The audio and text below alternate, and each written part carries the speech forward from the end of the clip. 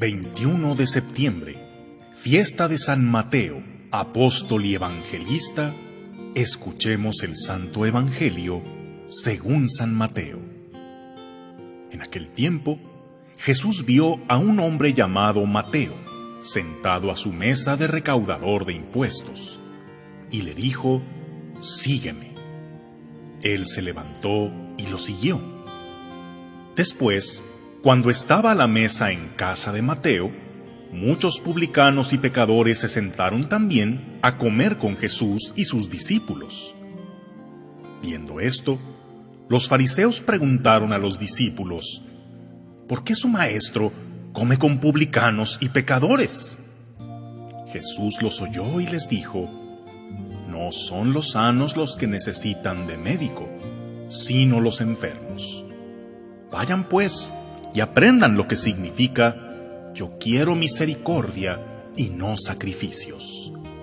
Yo no he venido a llamar a los justos, sino a los pecadores». Palabra del Señor.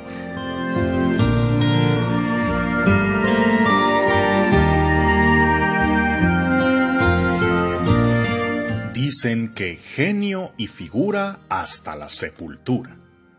Incluso quienes vivieron su conversión a Jesucristo seguirán conservando los rasgos esenciales de su personalidad, como fue el caso de San Mateo, aquel recaudador de impuestos que ante la irresistible llamada del Señor dejó la mesa con el dinero que estaba contando y fue a conseguir el tesoro invaluable que Jesús le ofrecía.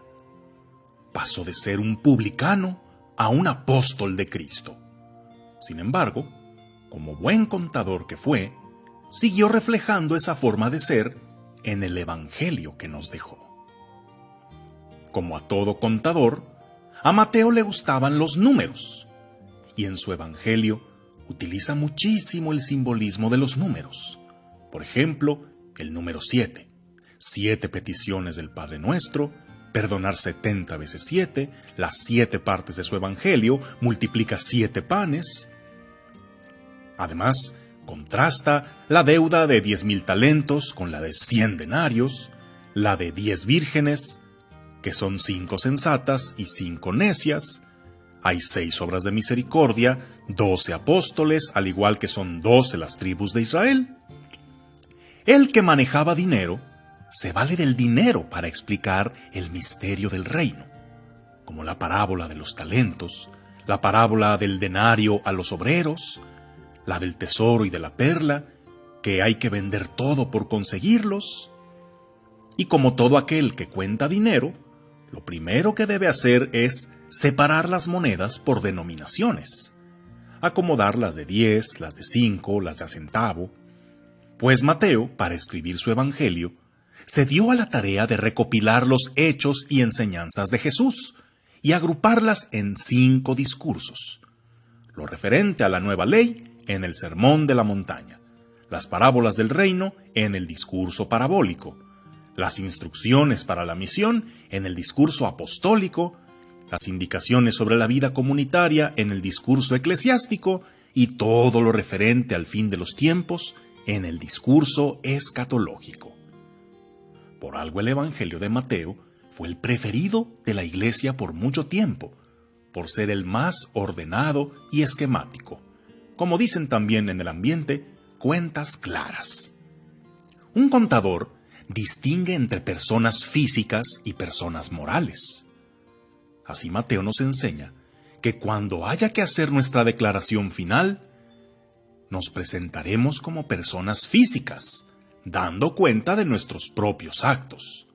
Pero también le da gran importancia a la persona moral, o sea, la institución, en este caso la Iglesia, la comunidad, que es el nuevo pueblo de Dios al que somos llamados a pertenecer para ser salvados. Y así como hacienda sobre las personas morales, Jesús estará con nosotros todos los días hasta el fin del mundo. Para un contador es importantísimo que las cuentas cuadren, que concuerden los egresos con los ingresos, que con papelito en mano se demuestre de dónde se sacó y en qué se gastó ese dinero. Pues así Mateo, con papelito en mano, demuestra rigurosamente que Jesús es el Mesías, citando al menos 41 veces el Antiguo Testamento, para comprobar que las esperanzas del pueblo de Israel se realizan en Jesús.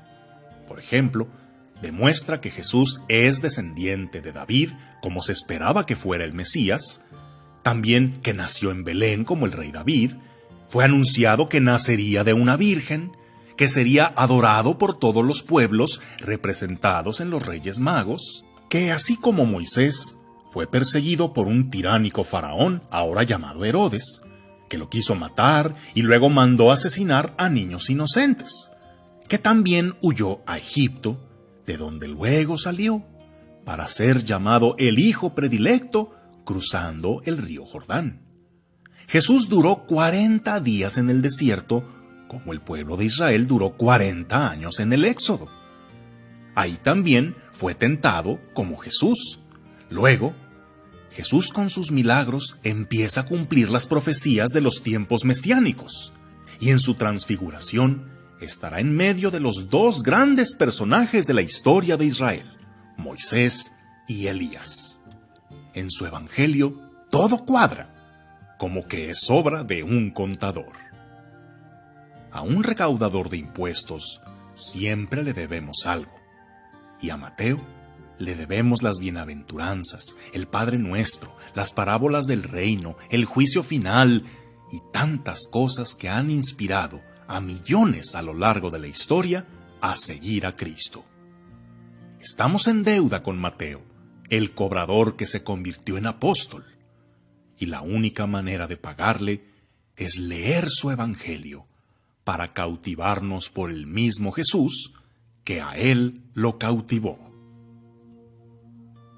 Que tengas un día lleno de bendiciones.